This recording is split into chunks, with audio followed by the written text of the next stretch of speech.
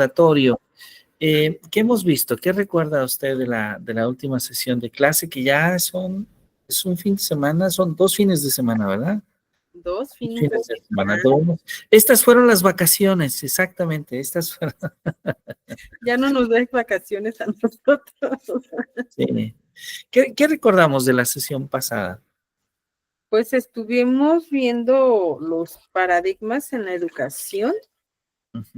Y comenzamos con el conductismo. Nos habló de Watson en Estados Unidos, que él fue un psicólogo experimental. Pavlov en Rusia, que experimentaba a través de la fisiología con la memoria muscular.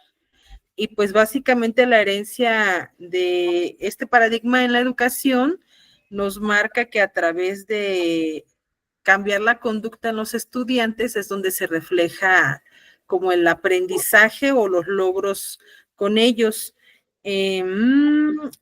Aquí el aprendizaje es observable justamente al ver el cambio de conducta, y el saber antes no se podía considerar observable, estaba en la fe y en la religión. Ya después con Descartes, Spinoza y Comte, que son positivistas, el conocimiento dio un giro hacia lo científico y se transformó en observable, y como le digo, el comportamiento era el que nos indicaba si había un aprendizaje o no. Luego de ahí pasamos a ¿cómo se pronuncia? Es que no sé, Thorndike. Thorndike, ajá, sí, Thorndike. Sí, completo. Y aquí nos decía él que la exigencia nos hacía mejorar y la práctica nos ayudaba a adquirir aprendizajes y conocimientos. Aquí no se trabajaba a través de la memoria, sino debía de haber un contacto con el objeto de estudio. Y luego de ahí nos fuimos al paradigma humanista con Maslow y con Carl Rogers, en donde hay un trabajo de pensamiento, de reflexión, se activa la voluntad ética, se busca a través del aprendizaje satisfacer la necesidad del individuo. De hecho, está la pirámide de Maslow, que nos marca que hay necesidades fisiológicas y otras necesidades de cognición y así. Y esta teoría ahorita está plenamente vigente, sobre todo en la nueva escuela mexicana. El humanismo también está apoyado en Carl Rogers, como filosofía en Jean-Paul Sartre, como fenomenología en Edmund Husserl y también en Maurice Merleau. Muy bien, excelente, excelente. Muy bien, bueno, veo que ha recordado muchos detalles y eso me da mucho gusto. Bien, voy a utilizar un poquito una presentación que he preparado para seguir dialogando sobre epistemología. Vimos un video, si no estoy equivocado, de justamente de Rolando García, ¿verdad? ¿Es correcto? Sí, nos proyectó el video, estuvo muy interesante porque él también nos habló de varios, pues, autores que son importantes a través de la historia para entender mejor lo que es la epistemología. Exactamente. Mira, esta es una foto muy bonita porque en esta foto tenemos a dos alumnos de Jean Piaget, ¿sí? No son sus últimos 2 alumnos, pero sí son 2 alumnos sobresalientes, sin lugar a dudas. Uno de ellos es Rolando García y del otro lado tenemos a Emilia Ferreiro. Muy seguramente ha escuchado hablar de Emilia Ferreiro y su trabajo sobre el desarrollo del lenguaje, ¿sí? Entonces, voy a tomar como punto de partida este trabajo de Newton, Newton, que va a ser un personaje fundamental en el siglo XVIII y que probablemente estamos hablando sin ningún tipo de ligereza. Perdón, sí. Bienvenida, maestra Rocío, bienvenida. Qué gusto que nos acompañe, maestra Rocío. Y estamos hablando sin ningún tipo de ligereza de probablemente no solamente el personaje más importante del siglo XVIII, sino para muchos historiadores de la ciencia. Bienvenida, maestra Rocío. Estamos Muy hablando buenas tardes. de todos los tiempos. Muy, muy buenas tardes. ¿Sí? Esa es la mirada de Newton, porque Newton plantea un cambio drástico. Probablemente podríamos decir que con Descartes, que con Galileo, surge la visión de la ciencia moderna. Pero esa ciencia moderna no podría haber avanzado sin la física, sin la mecánica clásica de Newton y sin el cálculo diferencial de Isaac Newton. Entonces, el trabajo de Newton es fundamental. Bien, voy a volver a proyectar porque este trabajo de Newton va a permitir, como comentábamos la sesión pasada, transformar lo que entendemos por conocimiento y surge, emerge así una visión mucho más contemporánea de lo que hoy llamamos conocimiento científico.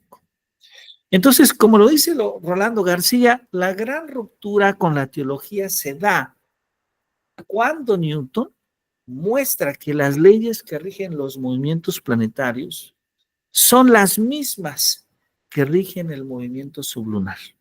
El movimiento de los planetas y el movimiento del péndulo obedecen a las mismas leyes. Entonces, esto tiene un gran significado porque esto cambia la manera de ver el ser humano. Es decir, el ser humano puede ya explicar el universo, puede investigar el universo y puede explicar los fenómenos. ¿Sí?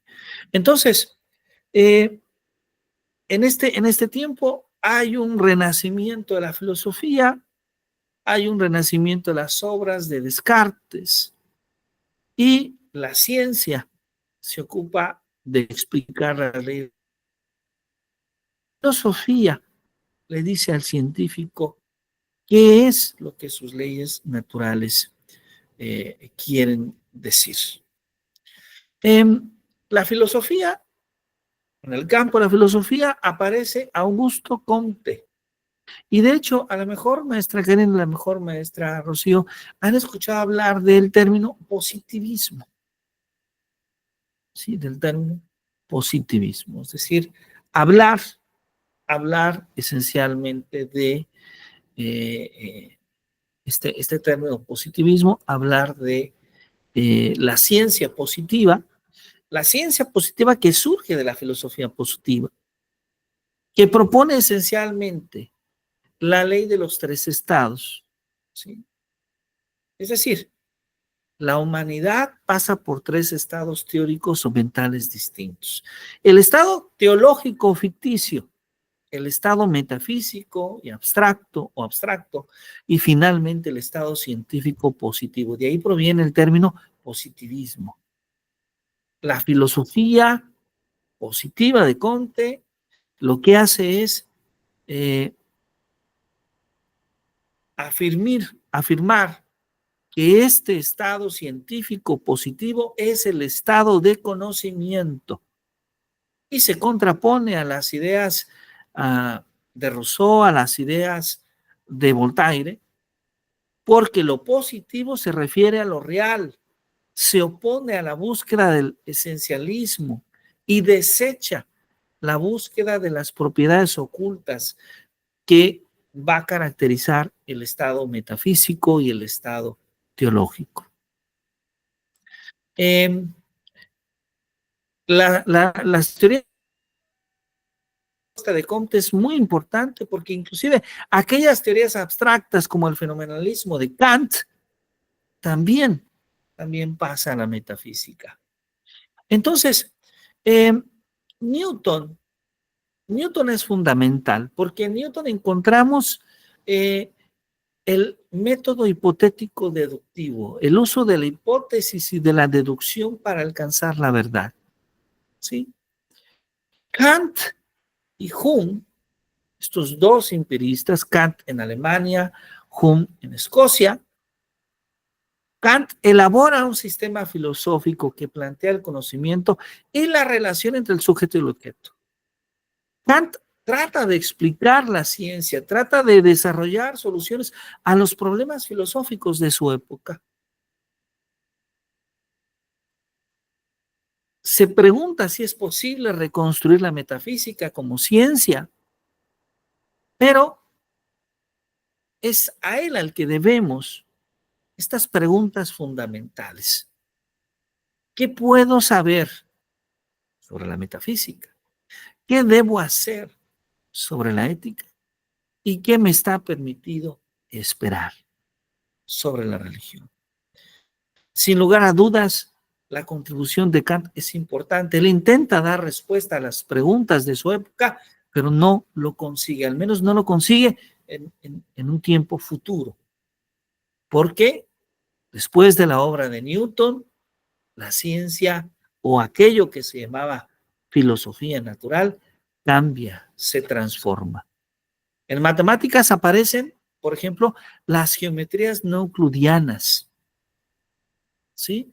Estas geometrías que nos permiten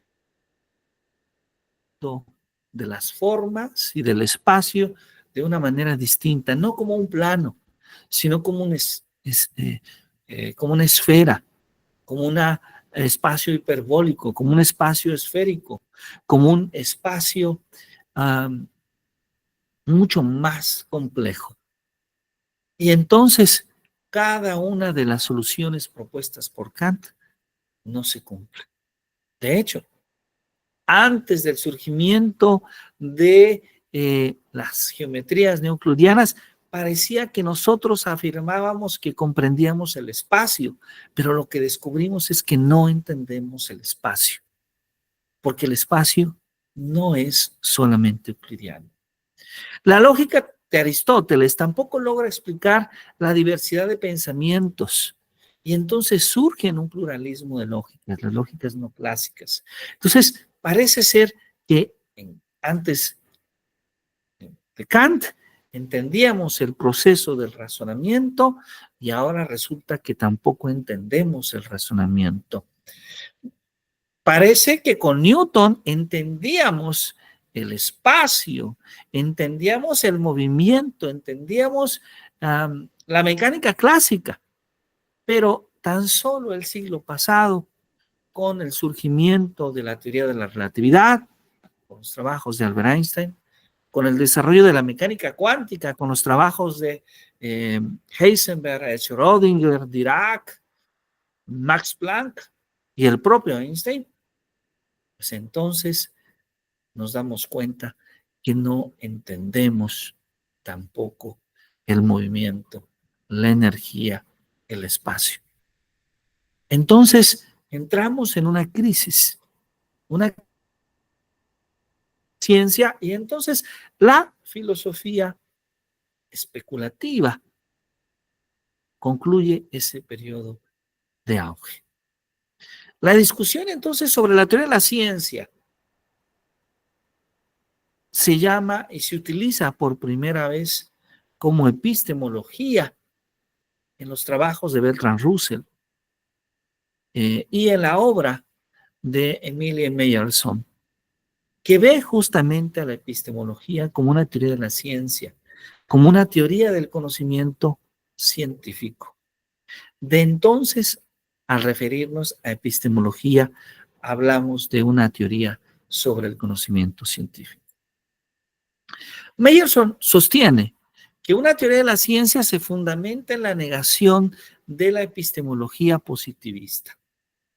El positivismo de alguna manera está tomado en dos sentidos. Por una parte, la epistemología de Comte es antimetafísica, es pragmática y en cierto sentido hace énfasis del papel de la causalidad en la construcción del saber científico. Para Comte, la causalidad es el principio de identidad aplicado a los fenómenos en el tiempo, para los cuales su causalización de lo real o explicación científica se resuelve en una tentativa de la deducción del ser, de derivación necesaria del efecto de la causa y por lo tanto de la identificación. Meyerson considera que la identificación expresa la esencia de la razón, ¿sí? Un poco como un a priorismo, como un trascendental en el sentido de que una ciencia pura, un saber a priorístico no es posible. Y la tesis que él propone es justamente una tensión entre la razón y la realidad. Racional e irracional, idéntico y diverso. Tensión que no supone un dualismo metafísico, sino más bien una pluralidad de pensamiento. Dente, por otro lado, nos conduce a una forma de racionalismo crítico que de alguna manera se inspira en Descartes, en Kant, y que tiende más a defender el aspecto tradicional de la ciencia a través de un sistema original y a redescubrir lo racional, la identidad, el sentido y el valor del progreso científico. Pero también tenemos una postura de Sir Arthur Eddington. Eddington escribe La naturaleza del mundo físico, ¿sí? Eddington que cuestiona la naturaleza de la materia. ¿Qué es la mesa? La mesa la puedo observar en mi cocina, pero la física me dice que está compuesta por moléculas, por átomos, por partículas elementales que caben en un espacio mucho más pequeño. Entonces, ¿qué es la materia? Russell nos dice que el realismo ingenuo de aceptar los objetos del mundo como aparecen nos lleva a la física, pero la física nos da una imagen que contradice al realismo ingenuo. Einstein nos dice que la física es comprobable y que la ciencia es un conjunto de concepciones libres de la mente. Esta situación que no explica y que, desde luego, nos hace ver esta gran diferenciación entre sobre la ciencia. No es lo mismo. Einstein construye ciencia muy bien, pero probablemente sus reflexiones son limitadas. Ya en el siglo XX surgen nuevas escuelas que se cuestionan cómo se pasa de las sensaciones a la construcción de la teoría. Si el empirismo es correcto, todo lo que dicen las teorías se puede reducir a sensaciones y a relaciones entre las sensaciones. Carnap, en la estructura lógica del mundo, se plantea entonces el problema de pasar de las sensaciones a los conceptos. Pero Russell, por otro lado, trata de reducir el lenguaje de la física a un vocabulario que sea mínimo, en el cual todas las proposiciones de la física puedan ser expresadas en términos de ese vocabulario, pero además ningún término del vocabulario es definible por los otros.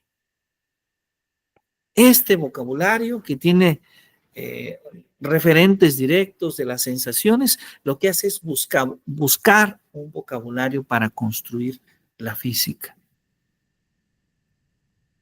Russell encabeza un movimiento que se llamó el logicismo. Y sí, en ambos casos encontramos el fracaso, porque no podemos partir de las sensaciones para construir un vocabulario para la ciencia. ¿Por qué? Porque faltan las relaciones que no son observaciones y que no son reducibles directamente a observables. Entonces Russell nos muestra los límites del empirismo. Debemos de confesar que es inadecuada, pero es mejor que las anteriores, porque además no tenemos otra cosa, al menos no tenemos otra cosa para principios del siglo pasado. Quine también se hace preguntas interesantes. Quine trata de demostrar que pasar de las sensaciones a las teorías científicas no es posible. Hay una insuficiencia para fundamentar los conceptos científicos. La filosofía especulativa, el empirismo, no fundamentan la ciencia. Entonces, la ciencia se queda como sin epistemología. De hecho, para Rolando García, la filosofía de la ciencia de hoy pareciera que carece de epistemología, porque los autores clásicos que leemos en muchos otros cursos de epistemología y que no hemos pedido necesariamente leer en este curso, por cierto, como Paul Feyerabend o como Irme Lakatos o como Karl Popper, no explican cómo se genera el conocimiento. Más bien, de alguna manera, tratan de construir cierto tipo de sociología del conocimiento. Entonces, es cuando aparece ¿quién? Jean Piaget. Aparece Jean Piaget a mediados del siglo pasado. Jean Piaget, cuyo nombre completo es Jean William Fritz Piaget, se cuestiona cómo se construye el conocimiento. Y su respuesta va a tener una vinculación con varios campos del conocimiento, con la biología, con la filosofía evolutiva, con la psicología y con la lógica. Piaget asume la idea de que el ser humano construye su conocimiento, de que el aprendizaje se adquiere y que depende de un desarrollo biológico de la persona, pero que también descansa en la psicología evolutiva, en la edad, en el tipo de conocimiento que se puede adquirir y también en el tipo de operación mental que se puede ejecutar. Piaget estudia la inteligencia, no es el primero en hacerlo, porque Edward Thorndike, si recordamos a principios del siglo pasado, es uno de los primeros. Piaget no es el primero, pero su trabajo deja una significativa huella porque plantea la teoría del desarrollo cognitivo. Él nos habla de cómo la inteligencia se construye mediante ciertas estructuras cognitivas que él llama estadios y que su alumna Jean-Marie Doll establece como 4 estadios en el desarrollo a lo largo de la vida. El estadio de la inteligencia sensoromotriz, que vamos adquiriendo al nacer hasta los primeros 2 años de vida. El estadio de la inteligencia simbólica o preoperacional, de los 2 a los 7 años, el estadio de la inteligencia operacional concreta de los 7 a los 12 años, el estadio de la inteligencia operacional formal de los 12 años a la adultez. Para Piaget, el aprendizaje se construye a través de un proceso de equilibración, a través de un conflicto cognitivo. El proceso de aprendizaje se lleva a cabo en 3 momentos. La asimilación que le damos sentido a los datos percibidos a través de los conocimientos ya adquiridos. La acomodación, donde los esquemas mentales sufren cambios debido principalmente a la influencia de la nueva información, y el equilibrio, que es el balance que se genera. Las estructuras mentales se corresponden.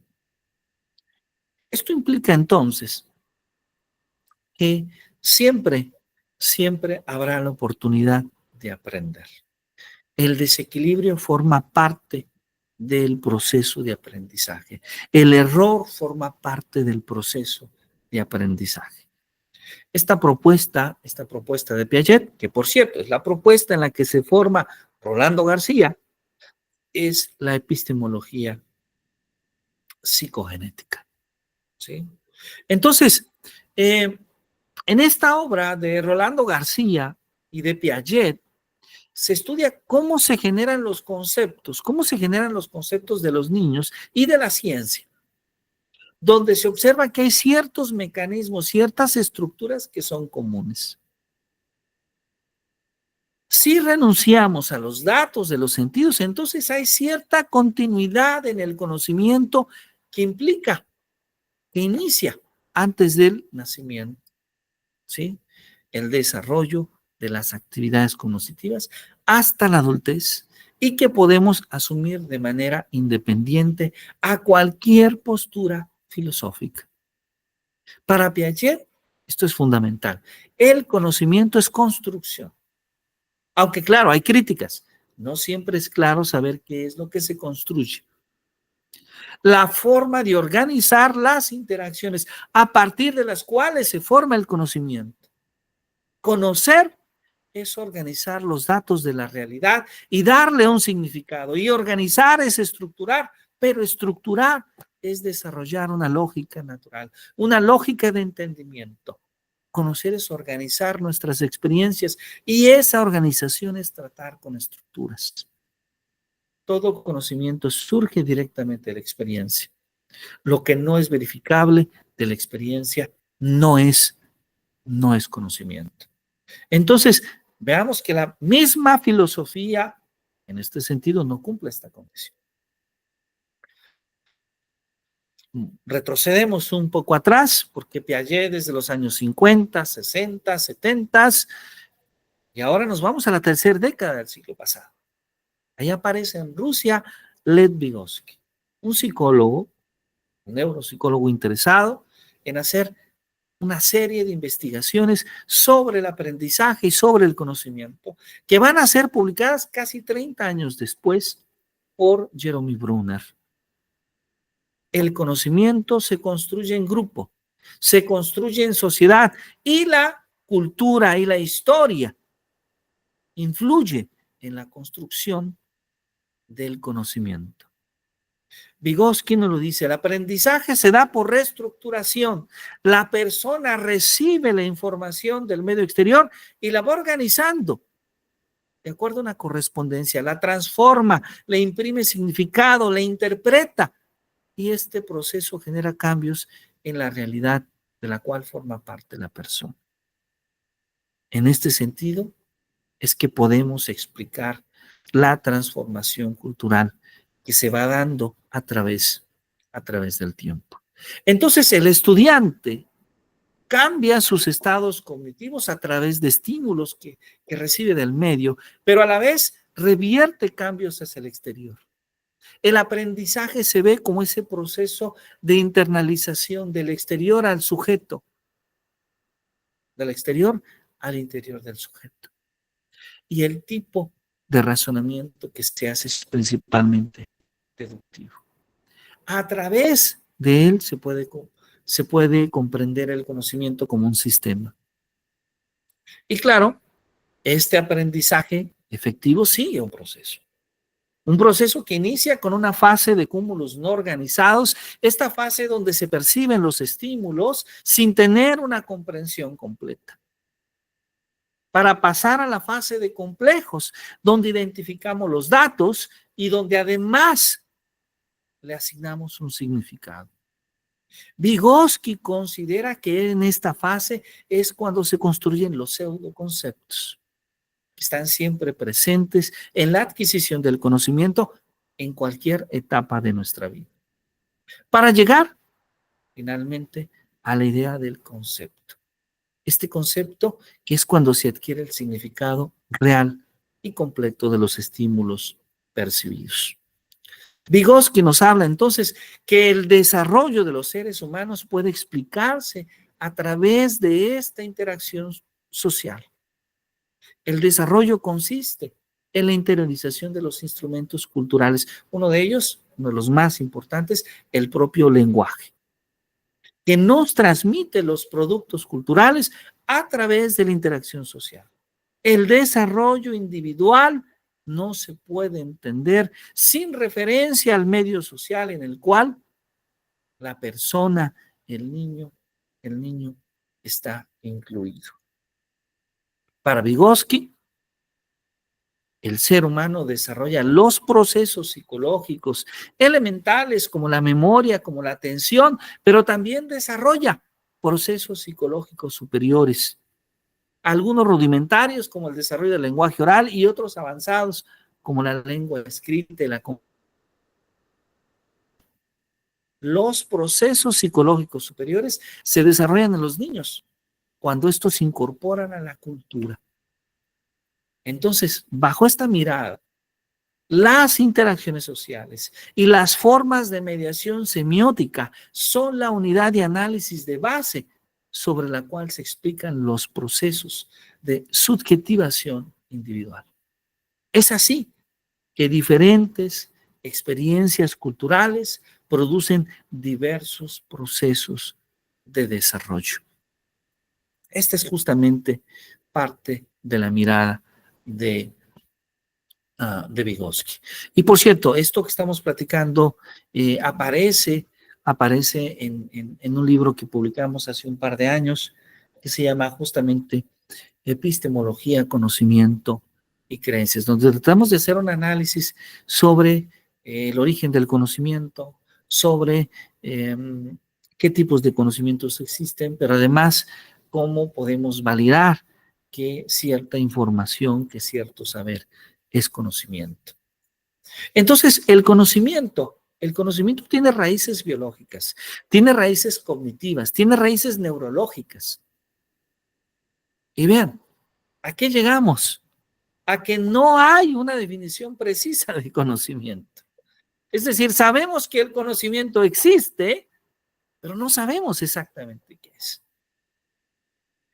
Lo que sí sabemos es que el conocimiento, por ejemplo, es un producto social. ¿Sí? Y desde luego, es difícil de validar en muchos casos. El problema entonces que propone el positivismo, ese positivismo que viene de Comte, es cuál es el lugar de los valores en un mundo de hechos. Hilary Putnam, este filósofo estadounidense, trata de responder cuál es el lugar de los hechos en un mundo de valores. Sin embargo, hay nuevos análisis que nos inspiran. Uno de ellos proviene de Bernard Joseph Francis Lonergan. Lonergan, que en los años 60 estudia con Piaget, de hecho fue en los 50, pero ya para los años 60 empieza a hacer reflexiones propias muy originales. Una de ellas, Filosofía de la Educación, Aprendizaje y Conocimiento, dos obras que realmente vale la pena leer. En la primera, se ve cómo el conocimiento forma una estructura cognitiva, cómo se construye mediante la construcción de representaciones mentales que hacemos del medio exterior y que forman nuestro pensamiento, siguiendo la idea de Aristóteles, siguiendo la idea de Tomás de Aquino, siguiendo la idea de Jean Piaget. La segunda parte es muy interesante, porque a diferencia de algunos de sus predecesores en esta separación entre lo humano y la ciencia, Lonergan trata de unir. Y Lonergan nos habla de la educación, de ver a la educación como la educación para desarrollar el bien humano. Bien, voy a parar en este punto, porque tal vez pueda ser pesada la discusión, pero además, no solo por ello, porque he preparado para ustedes, he buscado un espacio donde podamos leer de Lonergan, donde podamos conocer un poco más sus ideas. Y justamente he encontrado un video muy interesante que nos habla del pensamiento de Lonergan. Y quiero decirles que es un poco complejo, porque Lonergan, a pesar de que es un filósofo que creo que cada día tiene más seguidores y tiene más personas interesadas en leer su pensamiento, no es un filósofo tan popular. ¿Sí? Es un filósofo profundo. Filosofía de la educación, aprendizaje y conocimiento, pero estoy faltando a la obra más importante de Lonergan, que no es ninguna de estas dos. Estas dos son importantes para la educación. Pero hay una obra más que se llama Insight. Y en Insight, Lonergan se hace una pregunta. Él dice, voy a tratar de entender cómo han surgido las ideas que han cambiado la manera de ver el mundo. Y entonces, a lo mejor nosotros pensamos y decimos, ¿qué personajes han incidido en transformar la manera de ver el mundo. Podemos pensar en Aristóteles, en Platón, en Sócrates, en Arquímedes, en Diógenes. Pero después, ¿quién más? Hume. Pero alguien más, Newton. Claro, Newton va a estar ahí, Einstein va a estar ahí, Piaget va a estar ahí, Charles Darwin va a estar ahí. Entonces empezamos a pensar en muchos personajes de muchas áreas del conocimiento. Y la pregunta es, ¿qué hay en común en estos personajes? ¿Será posible que alguien pueda decirnos que los hace especiales, que cambian para su época, en su época, la manera de ver el mundo? Y esa es la respuesta ese es el estudio que trata de hacer Bernard Lonergan en Insight. Entonces, Lonergan hace un esfuerzo impresionante. Lee sobre filosofía, lee sobre lógica, lee sobre psicología, lee sobre religión, lee sobre matemáticas, lee sobre física, lee sobre biología, etcétera. Lee sobre química. Y en Insight trata de hacer un estudio sobre la comprensión humana. De hecho, Insight como tal, la palabra como tal, significa acto de comprensión. Es un estudio que sobrepasa las 1000 páginas. Nada fácil, porque cada campo del saber tiene un lenguaje especializado. Y él trata de comprender qué hay en común entre un personaje y otro personaje. Bueno, no diré más y vamos a ver este video que nos va a platicar un poquito más del pensamiento de Lonergan.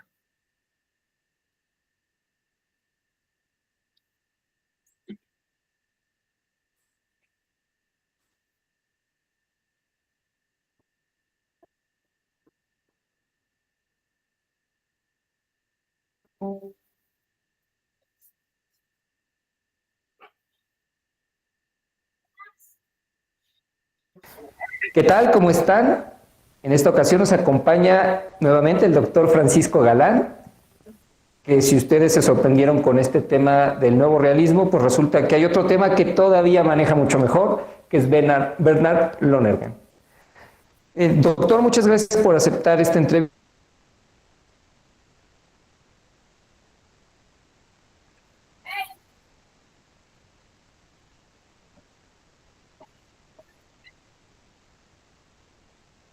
En 1984.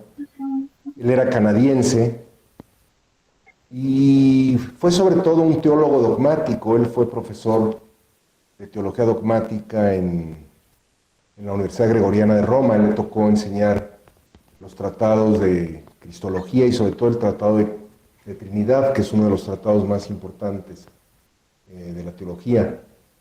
Pero, pues por azares del destino, por cierta insatisfacción, él se metió a los temas filosóficos con mucha profundidad. Monday ha sido... Podemos señalar la producción de la obra de Lonergan como en 3 grandes temas. Está sus trabajos teológicos, los cursos se han publicado, la Universidad de Toronto ha estado publicando las obras completas de Bernard Lonergan, ahorita van 23 volúmenes. Dentro de sus obras teológicas destaca una obra que se llama Método en Teología, que él publica en 1971, y que es una obra que no solamente tiene relevancia para la teología, sino también podría tomarse en relación a la filosofía. Método en Teología desarrolla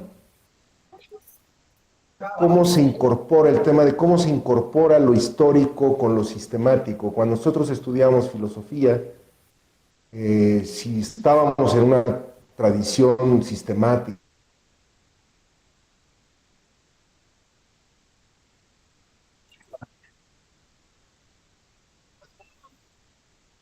sobre todo en la filosofía continental, se reduce a estudiar historia de la filosofía. Y la verdad es que se necesitan articular las dos partes, y eso es lo que trata de llevar a cabo esta obra muy importante que es Método en Teología. También tiene una especial relevancia esta obra en lo que serían los temas interdisciplinarios, los problemas del medio ambiente, problemas de economía política. Por ejemplo, hay un grupo de lonerganianos que han hecho un libro tomando las ideas de Lonergan de Método en Teología en relación al urbanismo, y es realmente fabuloso este método que podemos después profundizar un poco. Después tenemos sus obras propiamente filosóficas, donde destaca una obra monumental que escribió Lonergan en 1957, bueno, que publicó en 1957. A la edad de 53 años se publica su magna obra Insight, Estudio de la Comprensión Humana. Esta obra fue traducida al español en un proyecto de difusión de la obra de Lonergan. A mí me tocó estar al frente como de la parte administrativa, y se publicó con la editorial Sígueme, para que fuera accesible. La traducción al español es del padre Francisco Quijano, un dominico.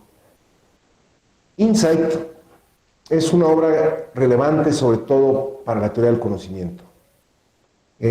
Presenta una metodología de innovación muy novedosa en el modo de plantear, sobre todo muy novedosa respecto a la obra, respecto a la época en la que estaba Lonergan y el ambiente, sobre todo, digamos, todavía un ambiente escolástico, que fue en el ambiente en que se formó. Insight recoge grandes logros de la filosofía tradicional, pero los lleva al terreno existencial, llamémosle así, del sujeto que está empeñado en querer conocer. Voy a hablar un poco más adelante de esta obra. Por último, tendríamos los trabajos de Lonergan en relación a la economía.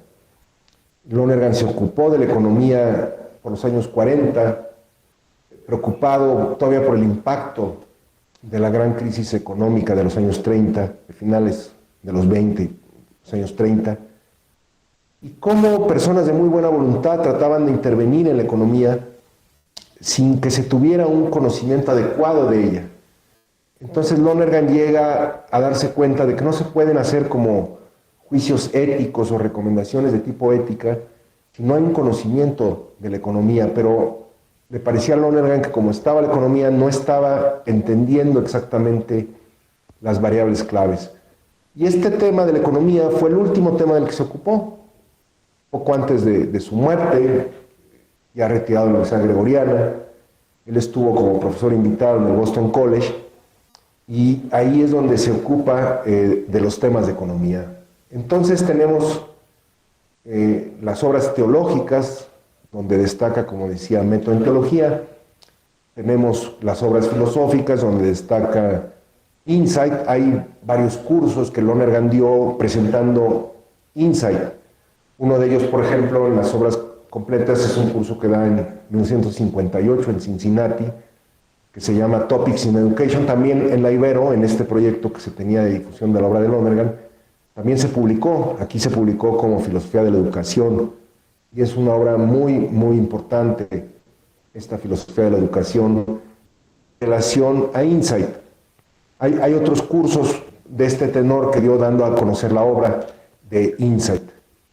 Entonces, y el tercer tema, como dije, es de economía. Entonces, digamos, conocer la obra de Lonergan sería propiamente leer Insight, o saber de qué se trata el libro Insight, conocer Método en Teología, conocer esta propuesta que Lonergan llamó de las especialidades funcionales, de dividir las tareas hoy del quehacer teológico, pero como dije también filosófico, interdisciplinar, en 8 grandes grupos de tareas. Y bueno, lo tercero sería conocer la obra de economía.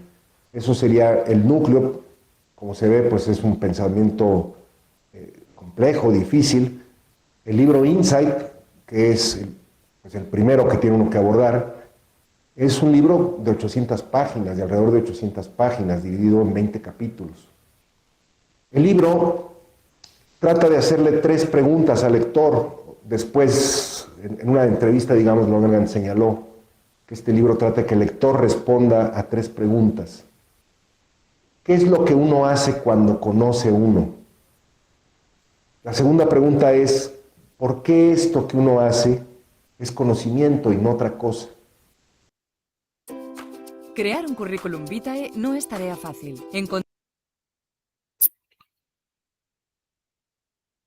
Y la tercera pregunta es, ¿qué es lo que uno conoce cuando uno conoce? ¿Por qué esto que hago es conocimiento? Eso sería el centro del libro Insight, la parte normativa principal serían los capítulos 11, 12 y 13, que fueron los primeros que escribió Lonergan. Pero Lonergan pensaba que aunque todos conocemos, sin embargo, si nos preguntan qué es conocimiento,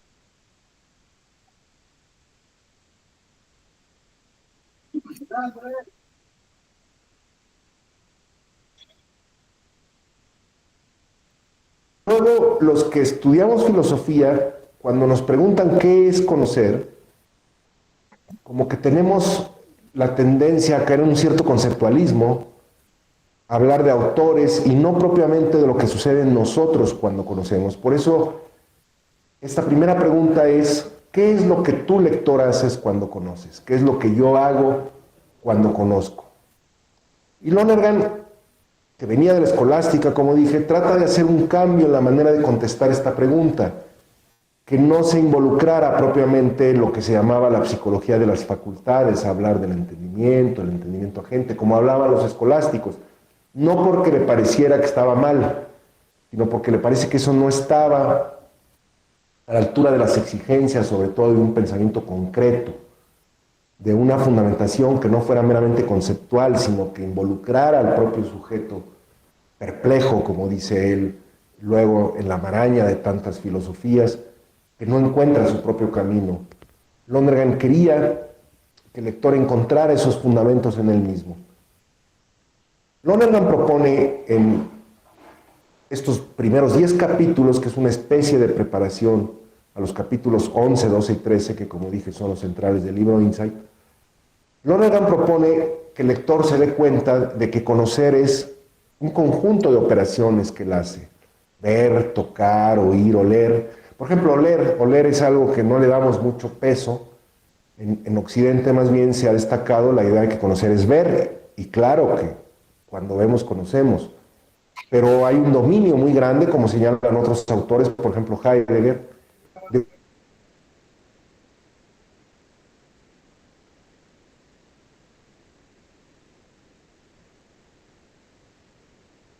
oler es conocer. A través del olor, pues podemos conocer ciertas cosas, a través del sabor, a través de tocar. Entonces Lonergan propone que hay unas operaciones de un primer nivel, así le dice él genéricamente, que podríamos llamar experimentar. Conocer es experimentar, cuando experimentamos estamos conociendo, pero conocer implica también entender eso que estamos experimentando. De nada serviría nada más quedarnos con experimentar si no entendemos lo que estamos experimentando. El conocimiento humano se caracteriza porque trata de entender. Y por último, hay que darnos cuenta que no basta con entender, hay que juzgar si lo que hemos entendido es correcto o no. De ahí viene su famosa fórmula, digamos, de que conocer es experimentar, entender y juzgar. Cada uno de estos niveles tiene distintas operaciones, pero genéricamente decimos experimentar, entender y juzgar. Por ejemplo, en el entendimiento, en el segundo nivel, al entender, hay una operación también que no nos damos cuenta, que es muy importante cognitivamente, preguntar. Preguntar, si no preguntáramos, no conoceríamos. A mí, pues con muy buena voluntad, me acuerdo algunos de mis profesores escolásticos, me enseñaban la abstracción como si llegaban uno, se paraba uno frente a un árbol, sin hacer preguntas, y de repente se quedaba uno con la esencia o con la idea de eso que uno quería conocer. No, hay preguntas siempre que están surgiendo detrás del conocimiento. Y para responder esa pregunta viene la imaginación. Nosotros ponemos imágenes, yo siempre les pongo como libro Insight. El libro Insight son una serie de ejercicios para que el lector vaya viendo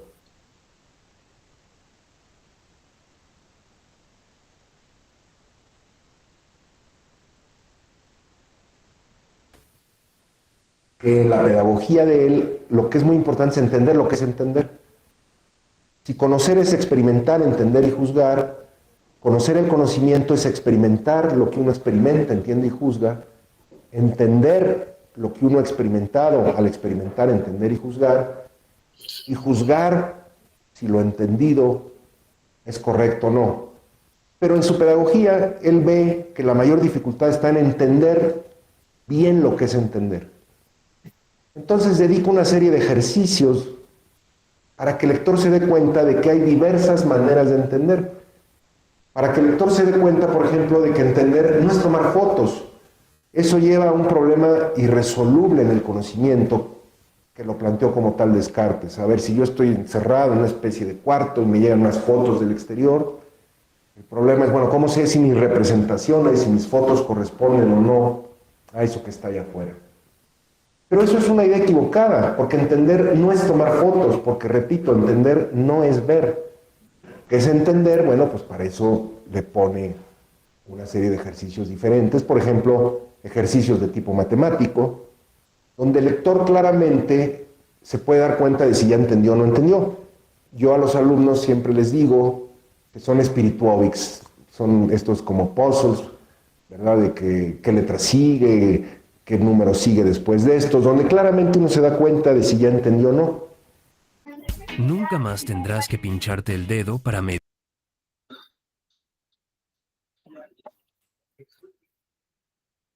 Fascinaba a Lonergan, o que le gustaba mucho, era el ejemplo de Arquímedes, tratando de entender si la corona que le había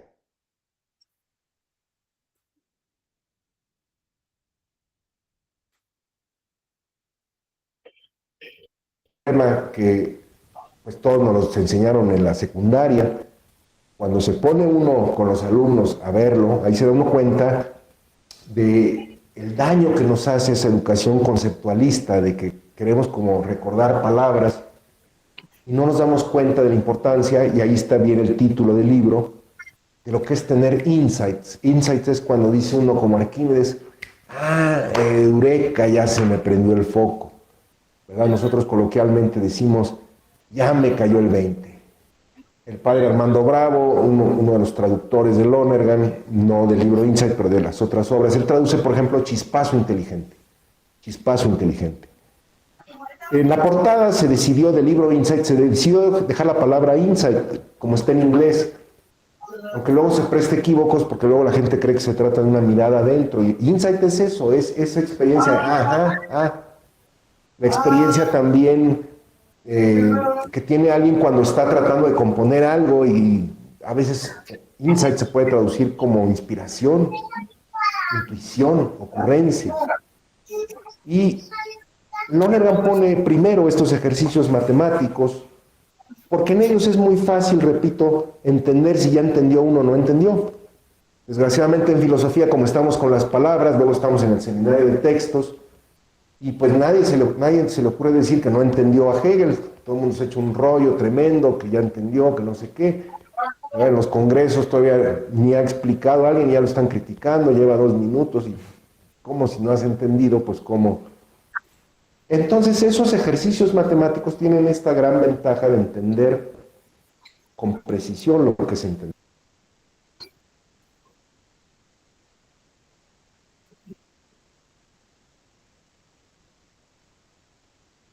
Que abre el libro Insight, llega al capítulo 1, pero luego sobre todo llega al capítulo 5, que es la teoría de la relatividad de Einstein, se espanta porque dice, bueno, ¿cómo esto va a ser un libro pedagógico? ¿Quién sabe quién era el lector que tenía en mente Lonergan, verdad? Pero pone ejercicios, por ejemplo, en el capítulo 2, pues de física clásica, la física de Newton, de Einstein, pero también pone ejercicios de física cuántica, para que el lector se dé cuenta que entender una probabilidad también es entender, y que en la física lo que vemos es que hay estructuras heurísticas, que hay estrategias, que hay métodos para entender no una sola vez, sino entender encadenadamente. Porque una de las características que Lonergan atribuye al insight y que le pide al lector, repito, que las verifique en él mismo, es que lo que vamos entendiendo configura el tejido de nuestra mente. nos va dando un contexto, una manera de entender. La próxima vez que vemos un problema del mismo tipo, nosotros tratamos de resolverlo de la misma manera, porque va tejiendo nuestra mente. Y esto no solamente a nivel individual, esto va pasando en la cultura. En fin, en el libro Insight, Lonergan va presentando, después pone, hasta el capítulo 6, pone unos ejemplos de lo que él llama el sentido común, el entender común y corriente en el que estamos nosotros moviéndonos. En el capítulo 8 pone un ejercicio filosófico, ya muy difícil, entender lo que es una cosa, entender lo que es una realidad. La palabra cosa, claro, nosotros nada más pensamos, no filosóficamente, pensamos pues en cosas físicas, pero la cosa sería una realidad. Entonces preguntarnos, por ejemplo, bueno,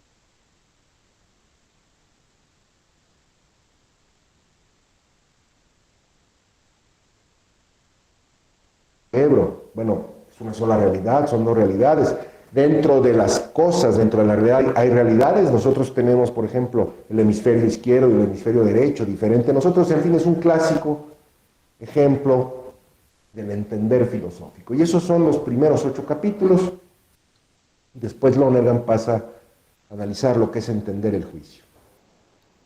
Después va a entrar en los capítulos 11 al 13 a los temas centrales, los temas del realismo, los temas de la noción del ser, de la noción de objetividad. Esos son los capítulos centrales donde buscan que el lector tome una posición, que el lector se apropie de lo que él siempre ha hecho, porque la pretensión de Lonergan es que esto de experimentar, entender y juzgar, que Lonergan le llama método empírico generalizado, es algo que lo usa todas las personas de todas las culturas, de todas las disciplinas.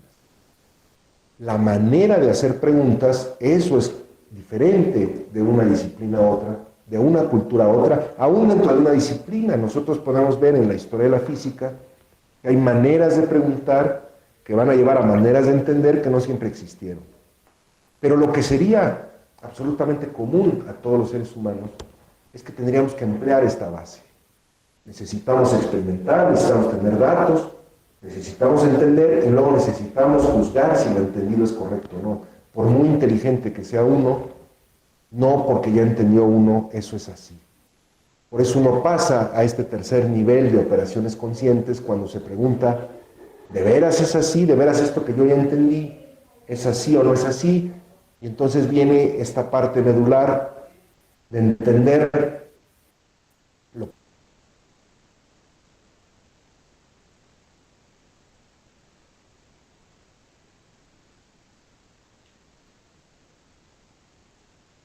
la filosofía que estaba aprendiendo en su formación sacerdotal, porque le parecía demasiado conceptual, le parecía, pues sí, muy erudita, muy eminente.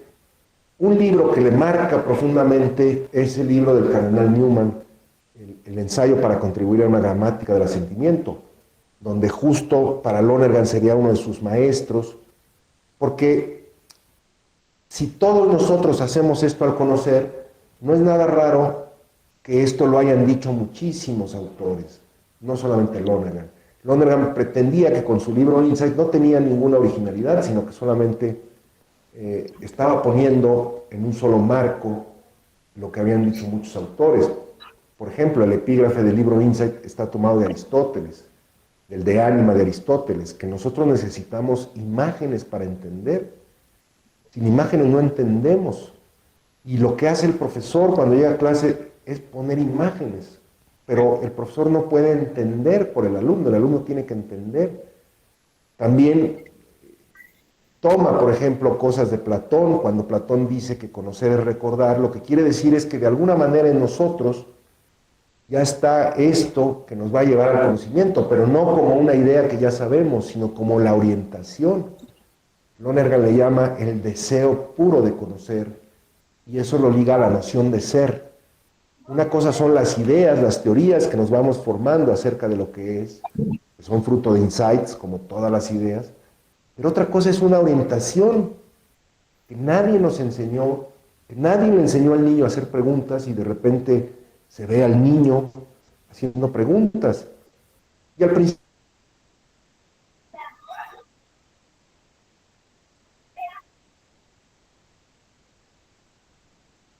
siempre les digo, claro, los que nos tocó Santa Claus, cuando al niño le dicen, como a los 10 años, 11 años, que ya no existe Santa Claus, entonces empieza a decir, bueno, ¿y esto otro que me habían enseñado, de veras es así o no es así? Y esta capacidad crítica, por eso la vemos, que es la que va a llevar a la filosofía, que es la experiencia del asombro, la vemos en todas las culturas. En todas las culturas hay un momento en que hay un cierto cuestionamiento al mito, al relato fundacional, porque es este deseo puro de conocer. ¿Por qué le llama puro Lonergan? Porque otros deseos se pueden engañar con un sucedáneo. Si yo tengo hambre y me dan una pastilla, se me puede calmar. ¿Cómo utilizar la inteligencia artificial para aprender inglés más rápido? El deseo de conocer no se aplaca. Y entonces esos son los capítulos centrales, 11, 12 y 13. ¿Por qué esto que hago es conocimiento? Y luego vienen los capítulos 14 al 17, que es una especie de expansión de la base alcanzada en el 11, 12 y 13, que es donde Lonergan presenta una metafísica. Yo, por cierto, hice mi tesis doctoral sobre la metafísica de Lonergan, estos capítulos 14 al 17, y voy a hacer mi comercial, tengo mi libro que después publiqué sobre estos temas, ¿verdad? La idea de metafísica sería también otro tema, nos pasaríamos, es una idea sorprendente para el periodo en el que Lonergan lo escribe otra vez y el contexto en el que Lonergan lo está escribiendo, es una idea sorprendente. Lonergan define la metafísica como la concepción de una estructura heurística integral. Una estructura heurística es un método.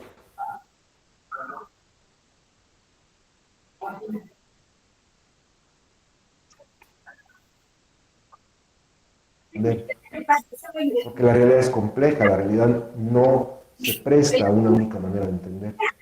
Entonces la metafísica tendría que integrar estas visiones del mundo culturales y estas visiones que vienen de las distintas ciencias. La metafísica tendría dos tareas, la metafísica como Lonergan la propone. Una tarea de integrar materiales científicos, estos problemas llamados de mente-cerebro, que si son los neurotransmisores los que están influyendo, que si en mí, que es lo que está decidiendo. Bueno, estos discursos se tienen que integrar dependiendo de estos materiales que se están produciendo en cada campo científico. Pero también hay que atender a las distintas culturas. Entonces, este programa de metafísica, yo digo que es una especie de universidad, donde se buscaría una manera de dialogar, una manera de comunicarse, una manera interdisciplinaria de acceder a estos distintos conocimientos. No es una labor para una persona, no es un conjunto de doctrinas, porque lo que hoy caracteriza a la ciencia es que es un método. La metafísica sería esa orientación donde vamos buscando integrar estos distintos métodos. Y eso lo desarrolla de manera formidable en estos capítulos. Digo, imagínense un programa de divulgación, pero bueno, si quiera dar una pizca, pero claro, podemos estar aquí hablando de muchos temas. Y bueno, eso los logros de su libro Insight, un libro monumental, pero después pasa a método en teología, donde va a plantear la idea de que hoy la teología, la filosofía, los trabajos interdisciplinarios deberían de dividir sus tareas en 8 especialidades funcionales, 4 de la parte histórica y 4 de la parte sistemática. De los 3 niveles de conciencia de los que ya hablé, experimentar, entender y juzgar si de hecho es así o no lo que yo he entendido, Lonergan añadió un 4º nivel, que es el nivel por el que decidimos.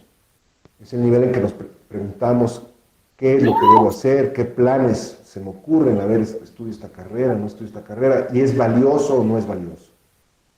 Ese 4º de nivel lleva a la integridad del sujeto humano que experimenta, entienda, juzga y decide. Este sujeto humano es, actuando sobre todo por su flujo de conciencia, por la orientación de su conciencia, es un sujeto que también es polimórfico. en mí hay una orientación a sobrevivir, lo que Lonergan le llama el patrón biológico de experiencia. Nata, podríamos decir, que compartimos con los animales. Es cuando estamos presos del deseo de sobrevivir, pues lo que buscamos es eso, y somos inteligentes, racionales, pero lo que queremos es sobrevivir.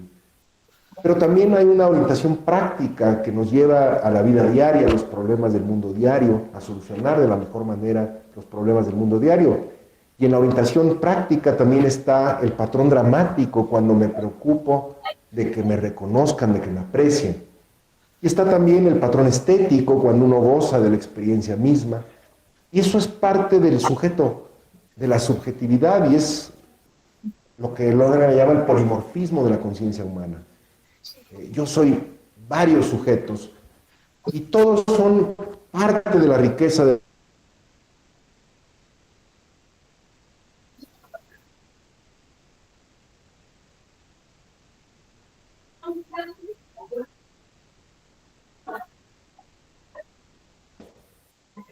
Pero que entender no es imaginar.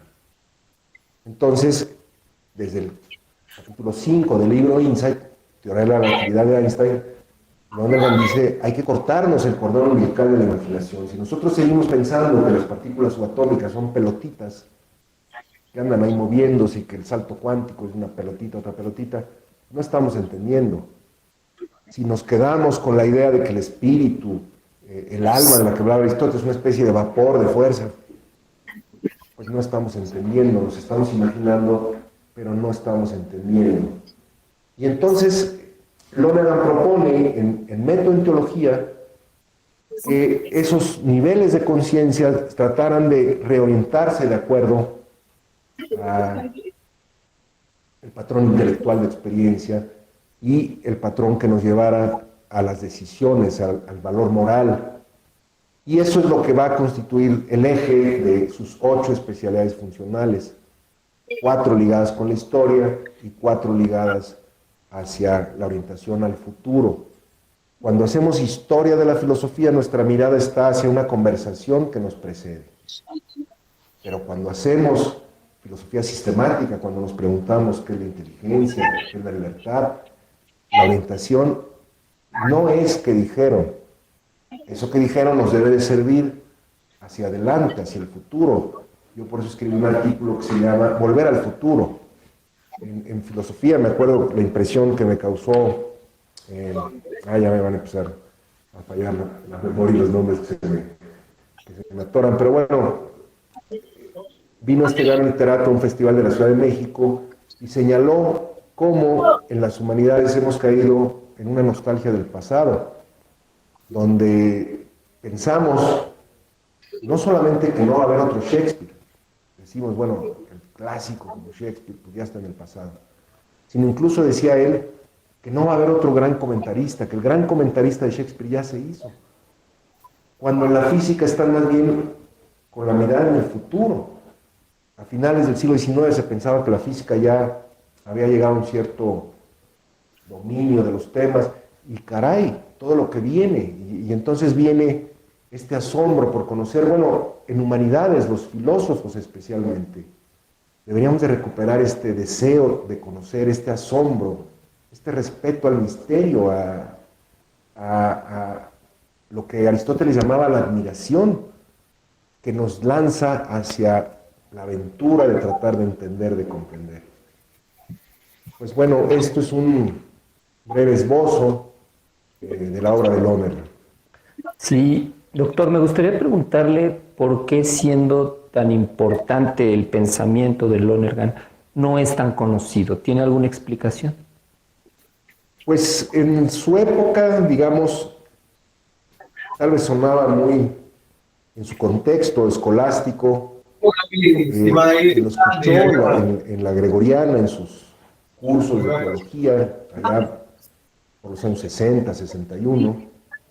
Pues sí, tal vez le tenían un gran respeto a Lonergan, pero no se dieron cuenta de lo que estaba gestando con el libro Insight, porque Lonergan enseñaba estilo antiguo, en latín, para 180 personas.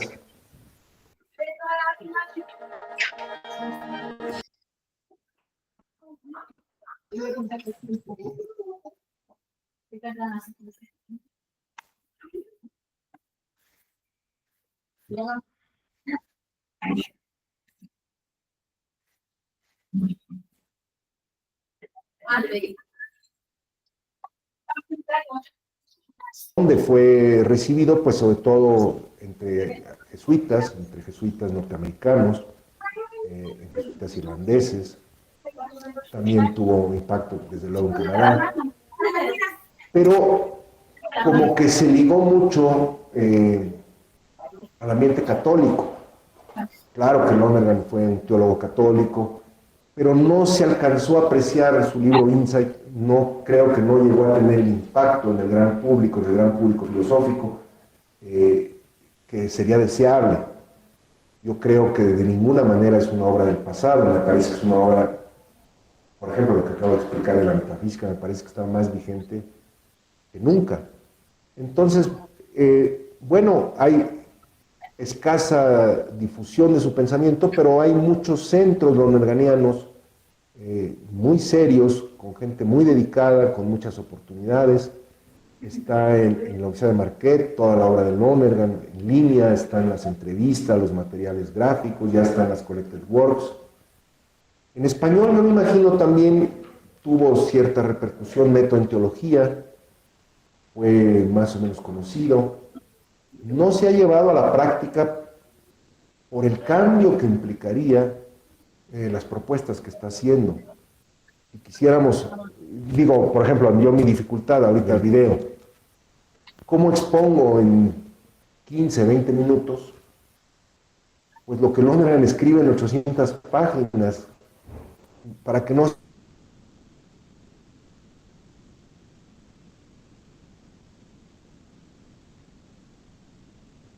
A mí me pasó, yo fui a estudiarlo un poco porque me daban una beca, yo no quería ir a estudiar al extranjero, y pues me dieron la beca en Boston College, pues dije, yo ya tenía mis 2 hijas, dije, bueno, pues qué bien, aunque pues ¿quién lo conoce? Y bueno, la lectura de la obra de Lonergan me llevó a cambiar profundamente, por ejemplo, mi idea de la lectura. No es concurso, cuando la gente dice, es que Platón ya está superado, pues la verdad da risa, ¿cómo alguien que se pasa con un problema, como dice Heidegger, que tuvo en vilo el meditar de Platón, cómo va a estar superado? Superado será una tabla periódica de hace 120 años, que incluía menos elementos, en fin. Pero yo creo que los grandes pensadores, nosotros estamos para aprender de ellos. Lonergan dice, lo que tenemos que hacer es desarrollar las posiciones de esos autores. Método en teología es una manera también de reciclar, pero con método, con un afán de colaborar, con un afán de aportar, reciclar estas grandes ideas de otros pensadores, pero nos llevaría a otra manera de organizar la universidad. Creo que también eso es parte de la dificultad de apreciar su pensamiento, de la paciencia que tiene uno que tener para entrarle al libro Insight, de sentirse invitado, no, repito, si lo abren, pues si empiezan los ejercicios de matemáticas y de física, pues ya la gente dice, esto no es para mí. Cuando de lo que se trata, pues es de autoapropiarnos, ¿verdad? Finalmente lo que importa no es Lonergan, lo que importa es que las escuelas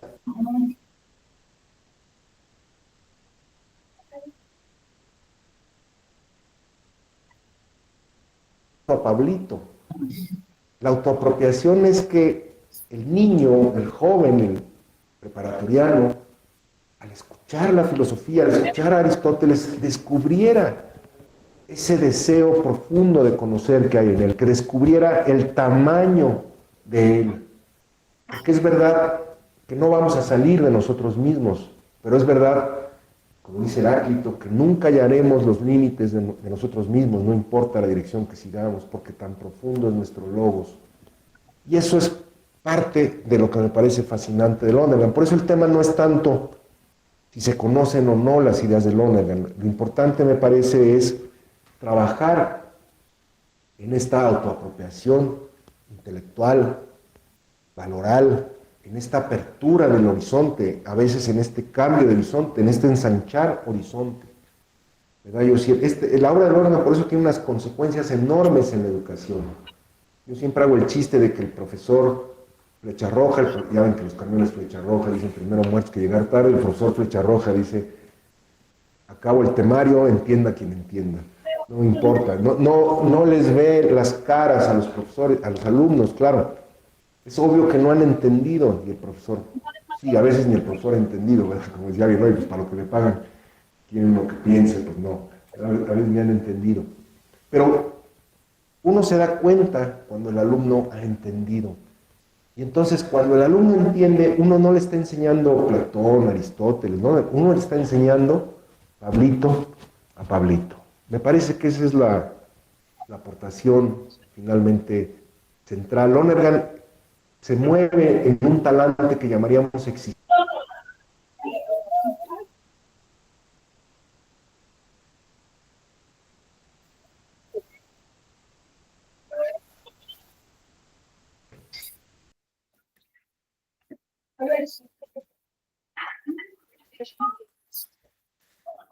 Muy bien, bueno, ahí tenemos al doctor Francisco Galán hablando justamente de Bernard Lonergan. El último autor que hemos citado el día de hoy. ¿Qué les parece, maestra Rocío, maestra Karina? Hemos dejado hoy poco espacio, ¿verdad?, para el diálogo, pero tal vez podamos tomarlo ahora. ¿Qué les parece esta parte del pensamiento de Lonergan y desde luego lo previo antes?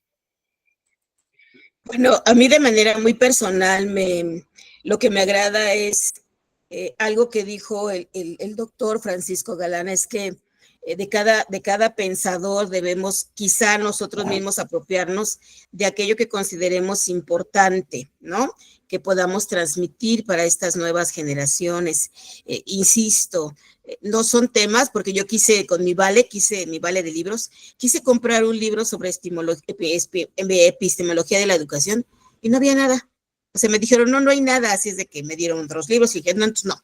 Entonces ya me fui a leer el de usted y la otra bibliografía que nos proporcionó, pero en realidad, honestamente, es densa, es muy compleja porque tiene muchos términos que afortunadamente uno de los libros, como es el de usted, dice, ¿no?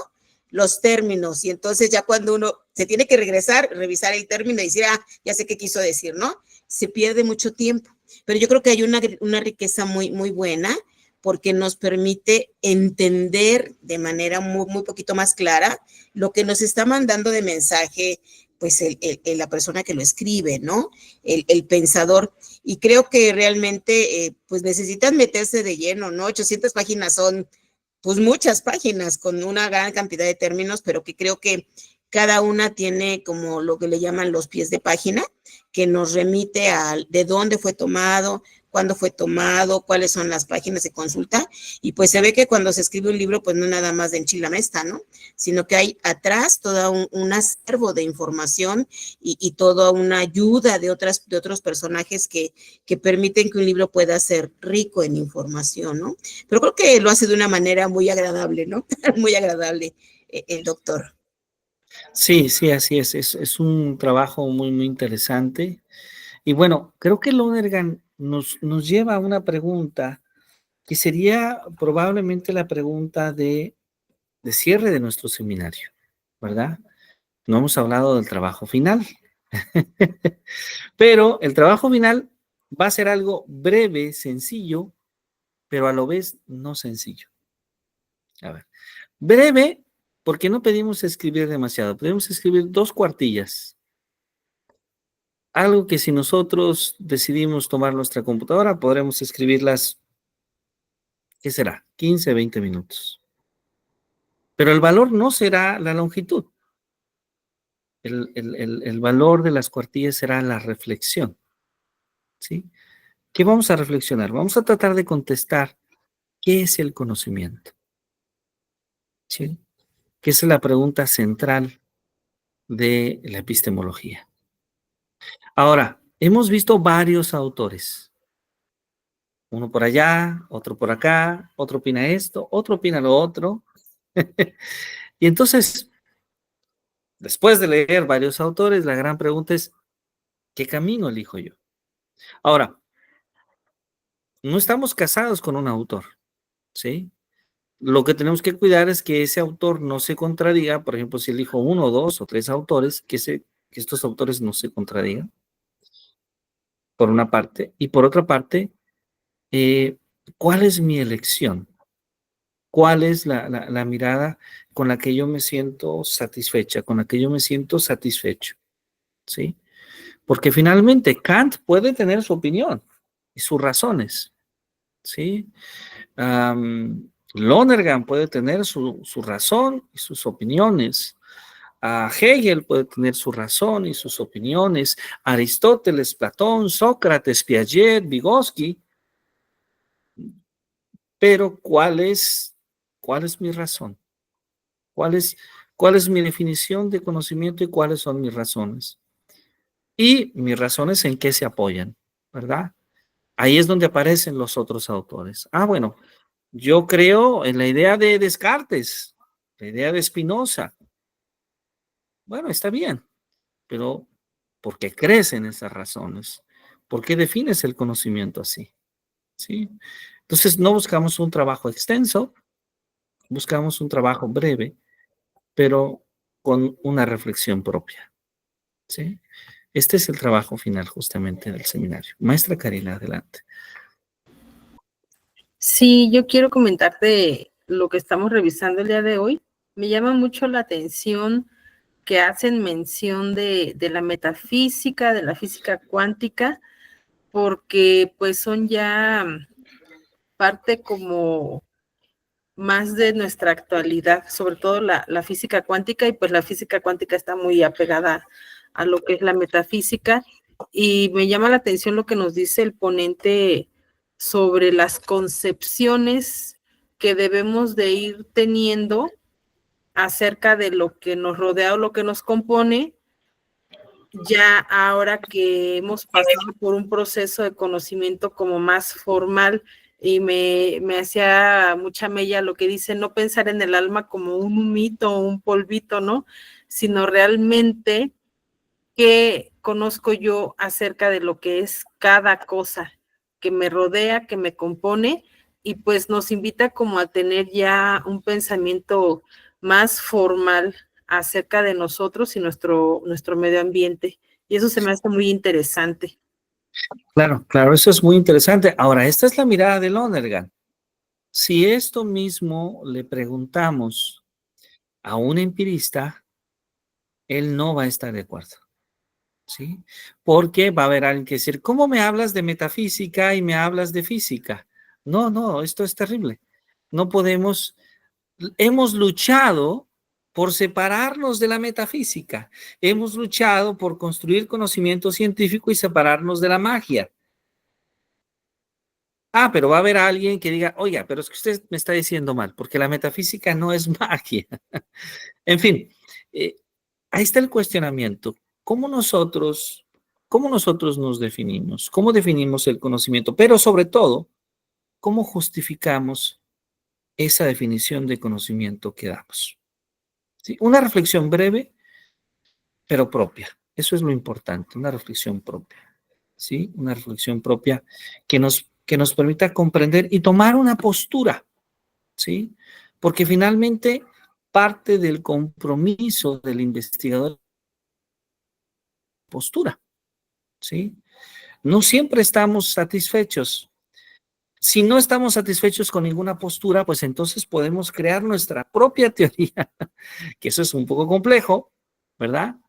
Pero es válido también, ¿sí? ¿Por qué pensar que todo está escrito y por qué no pensar que nosotros podemos escribir nuevas ideas?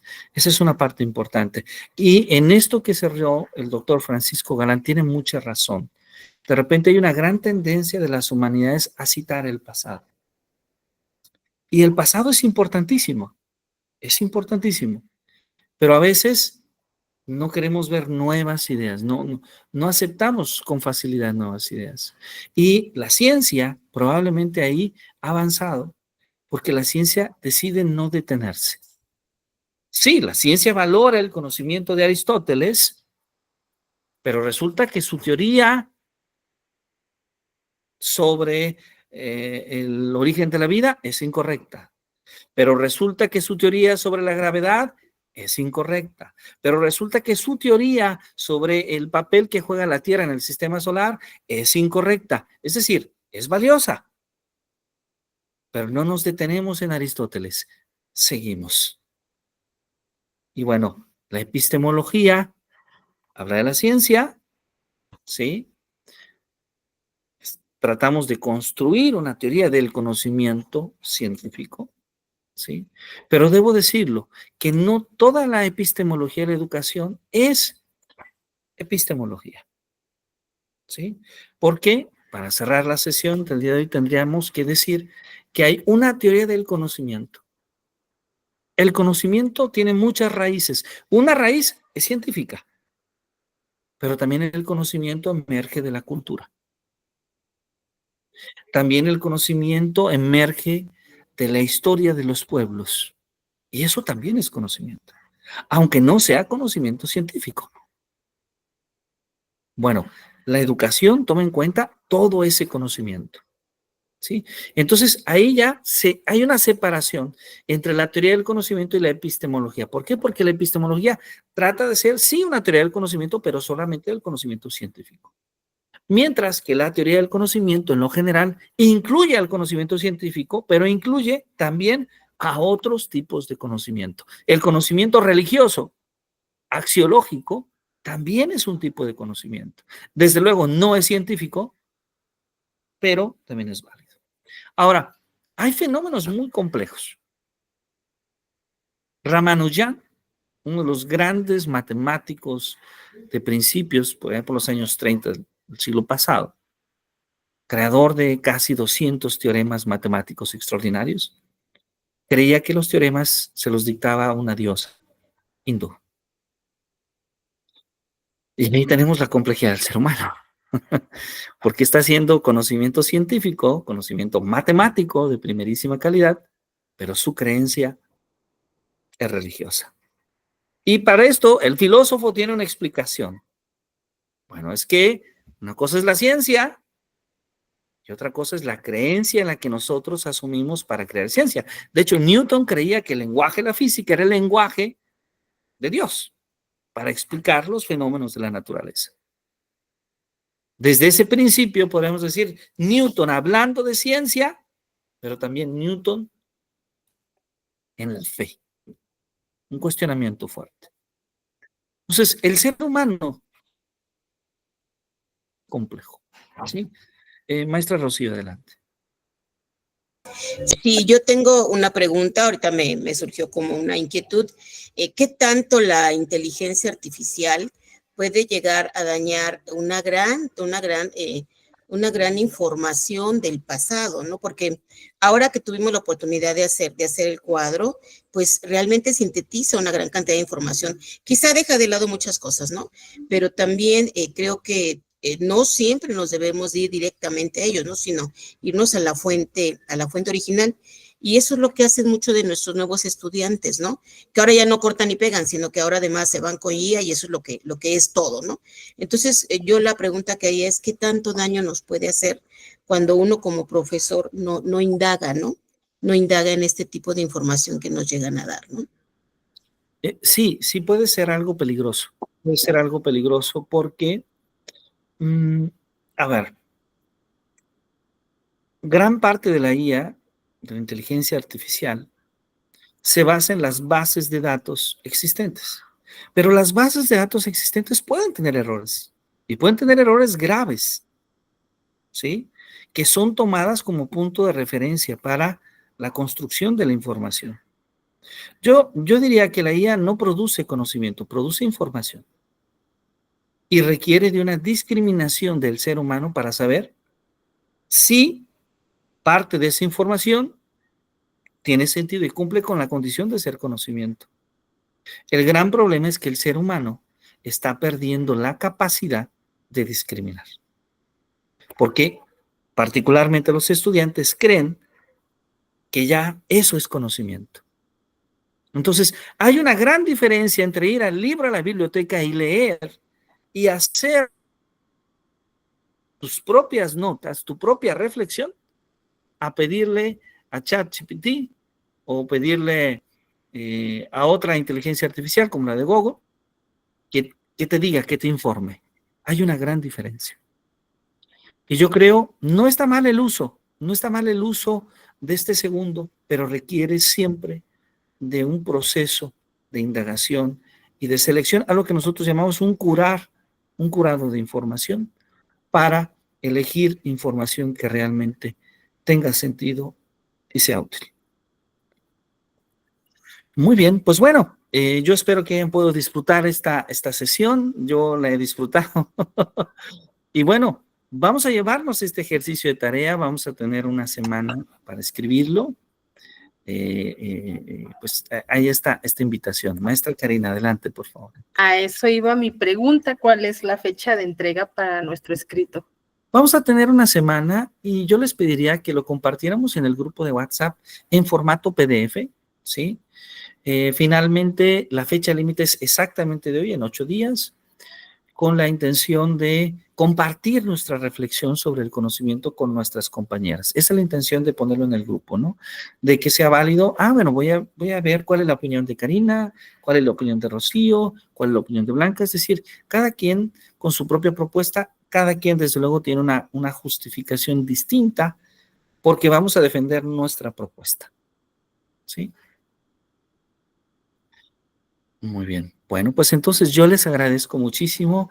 Deseo que pasen un maravilloso fin de semana, una bonita noche allá en casa.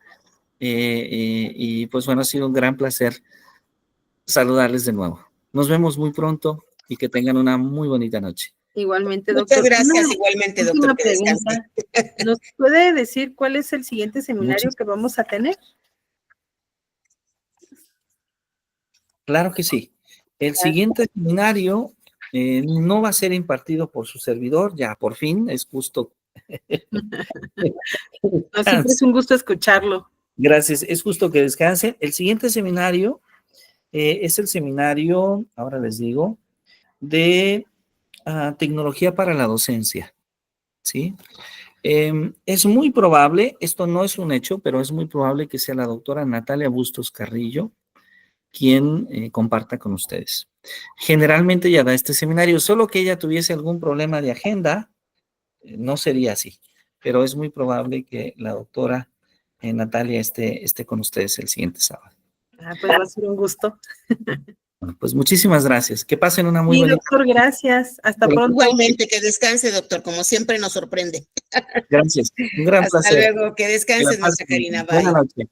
Buenas noches.